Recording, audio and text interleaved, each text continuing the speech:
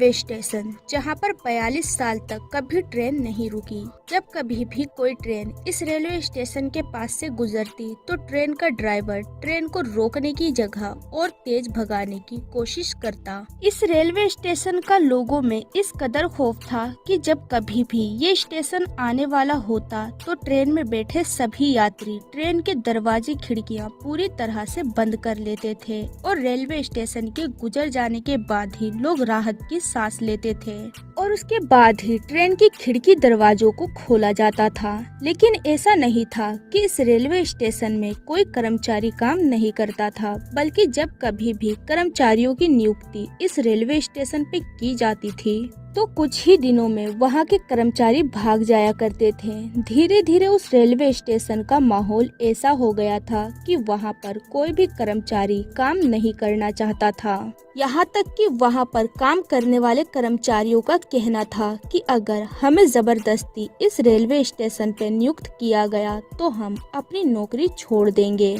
लेकिन इस railway station में काम नहीं करेंगे। आखिरकार जब रेलवे प्रशासन को पता लगा कि इस रेलवे स्टेशन पर कोई काम करने वाला बचा नहीं तो उन्हें इस रेलवे स्टेशन को पूरी तरह से बंद करना पड़ा। सोचने वाली बात ये थी कि आखिर इस रेलवे स्टेशन में ऐसा क्या था जिसकी वजह से कोई भी रेलवे कर्मचारी इस रेलवे स्टेशन में काम नहीं करना चाहता था, और क्या वजह थी कि ट्रेन का ड्राइवर रेलवे स्टेशन आने से पहले ट्रेन की रफ्तार और बढ़ा दिया करता था। हम बात कर रहे हैं वेस्ट बंगाल से 260 किलोमीटर में बसे पुरुलिया डिस्ट्रिक्ट की। इस डिस्ट्रिक्ट से करीब 50 किलोमीटर दूरी पर एक गांव बसा हुआ था बैगुन कोडर, जहां पर बैगुन कोडर नाम का एक रेलवे स्टेशन भी था जिसे एक भूतिया स्टेशन माना जाता था। जी हाँ, आपने बिल्कुल सही सुना, एक भूतिया स्टेशन। पर सबसे हैरानी की बात ये थी कि रेलवे के रिकॉर्ड्स में इस स्टेशन को बकायदा भूतिया स्टेशन के नाम से दर्ज किया गया है।